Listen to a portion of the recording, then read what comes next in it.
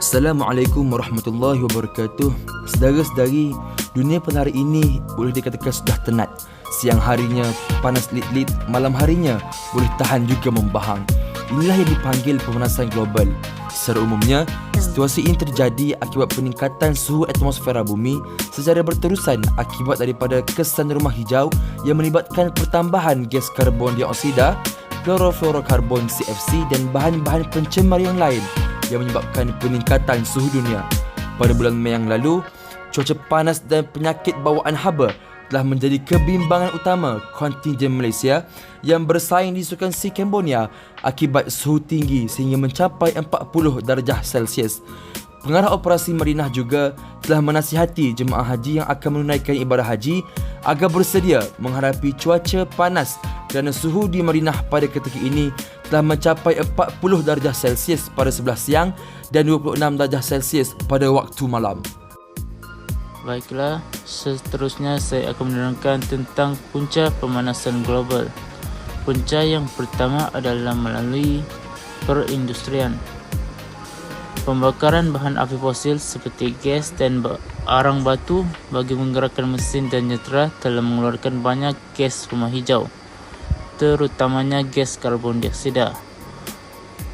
Hal ini menyebabkan semakin banyak gas karbon dioksida dihasilkan, semakin banyak haba yang terperangkap oleh lapisan gas, lalu meningkatkan suhu udara secara global. Punca yang kedua adalah melalui penjanaan tenaga elektrik. Penghasilan tenaga elektrik di pusat penjanaan tenaga elektrik yang menggunakan bahan api fosil juga telah menyebabkan pelepasan gas karbon dioksida yang mendadak. Kebanyakan negara di dunia termasuk Malaysia menggunakan bahan api fosil untuk penjanaan tenaga elektrik. Hal ini menyebabkan pemanasan global berlaku disebabkan penjanaan tenaga elektrik. Punca yang seterusnya adalah melalui pengangkutan.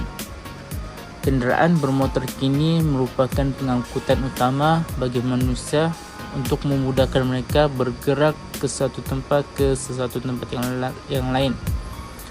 Penggunaan kenderaan yang menggunakan minyak sebagai bahan bakar utama telah banyak membebaskan gas karbon dioksida. Dan seterusnya, punca pemanasan global berlaku disebabkan pembakaran hutan.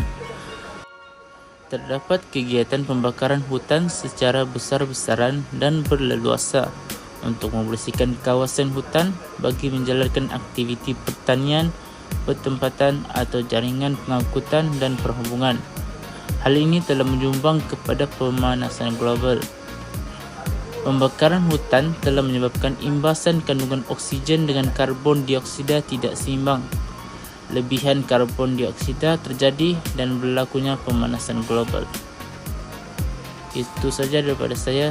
Terima kasih. Baiklah, seterusnya adalah kesan kepada pemanasan global. Yang pertama sekali ialah pencairan ais kutub menjurus kepada kenaikan paras air laut. Suhu bumi yang panas berterusan setiap tahun telah mendorong pencairan bongkar-bongkar ais atau glasier di kedua-dua kutub, kutub utara dan kutub selatan. Keadaan ini sekaligus menyebabkan paras air laut meningkat.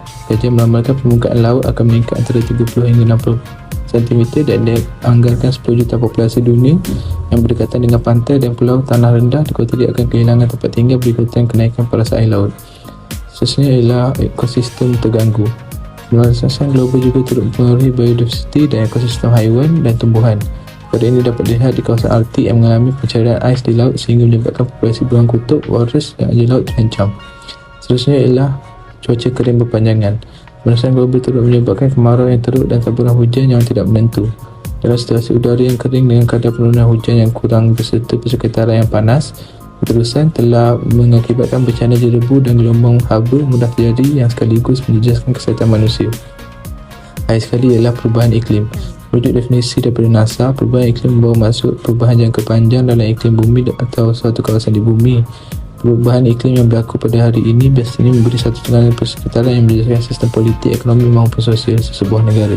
Terdapat beberapa langkah untuk mengatasi masalah isu pemanasan global. Satu daripada langkah tersebut ialah kerajaan menguatkuasakan undang-undang berkaitan alam sekitar. Langkah ulung bagi mengatasi masalah polemik ini adalah dengan menguatkuasakan undang-undang terhadap sebarang tindakan yang menyumbang kepada pemanasan global. Golongan pemimpin negara seharusnya aktif menyertai konvensyen dan forum antarabangsa bagi menyuarakan serta menyokong usaha mengatasi pemanasan global. Undang-undang perlu mengubah akta-akta yang berkaitan secara berkala agar hukuman yang setimpal akan dikenakan kepada mereka yang bersalah. Usaha lain yang boleh menyumbang kepada pengurangan kadar pemanasan global adalah dengan menggunakan sumber tenaga yang boleh diperbaharui. Untuk makluman, Malaysia masih lagi menggunakan pembakaran arang sebagai sumber penghasilan tenaga elektrik. Kaedah ini seharusnya diubah kerana kita mempunyai banyak sumber tenaga yang boleh diperbaharui seperti tenaga hidroelektrik dan tenaga solar. Selain itu, langkah seperti menutup suis dan menanggalkan plug elektrik apabila tidak digunakan adalah langkah kecil yang mengurangkan penggunaan elektrik sekaligus mengurangkan pemanasan global. Pembina polisi dan asas negara sudah perlu merencana langkah untuk mengalihkan kebergantungan kepada sumber tenaga yang boleh diperbaharui sebagai usaha mengatasi pemanasan global. Seterusnya, langkah untuk mengatasi isu pemanasan global adalah dengan memastikan pembangunan lestari dilaksanakan di setiap peringkat. Pembangunan lestari bermaksud membina pusat komersial, perindustrian atau perumahan di samping mengekalkan kelestarian kawasan persekitaran. Langkah ini mustahak untuk diimplementasikan kerana antara punca pemanasan global adalah penebangan kawasan hutan yang luas hanya untuk menampung perkembangan dan keperluan manusia sejagat. Bagi memastikan langkah-langkah di atas dapat dilaksanakan, kempen kesedaran tentang pemanasan global perlu diperkasa. Hal ini demikian kerana masih terdapat kurang kesedaran dalam masyarakat tentang pemanasan global. Kita boleh lihat segelintir orang awam yang membakar sampah secara terbuka dan membazir tenaga elektrik tanpa berasa bersalah. Melalui pesanan khidmat masyarakat dalam iklan televisyen atau kandungan digital di media elektronik, isu pemanasan global boleh ditularkan. Kesimpulannya, pemanasan global adalah satu fenomena di mana perubahan iklim secara global yang terjadi akibat peningkatan suhu atmosfera bumi dalam jangka waktu yang panjang. Bahkan, terdapat banyak kajian ilmiah yang menyatakan akar umbi masalah ini adalah kerana aktiviti manusia seperti aktiviti kesan rumah hijau, penebangan hutan, pelepasan gas karbon monoksida, dan sebagainya. Pemanasan global memberi kesan yang menyeluruh kepada ekosistem. Hal ini bermakna setiap makhluk di bumi akan terkena kesannya. Misalnya, kesihatan manusia boleh menurun kerana cuaca yang amat panas dan berisiko menghidap kanser kulit. Flora dan fauna pula akan kehilangan habitat mereka.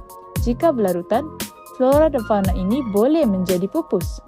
Oleh itu, untuk mengatasi perkara ini, kita sebagai manusia perlulah menjalankan tanggungjawab kita dalam menjaga alam. Kita boleh menjadi sukarelawan atau membantu jentera kerajaan dengan memberi laporan jika terdapat golongan yang melanggar undang-undang berkenaan alam sekitar. Dengan itu, pesanan kami, janganlah hanya melihat keindahan alam sekitar, tetapi kita juga harus menjaga dan merawatnya agar keindahan alam ini dapat dikekalkan.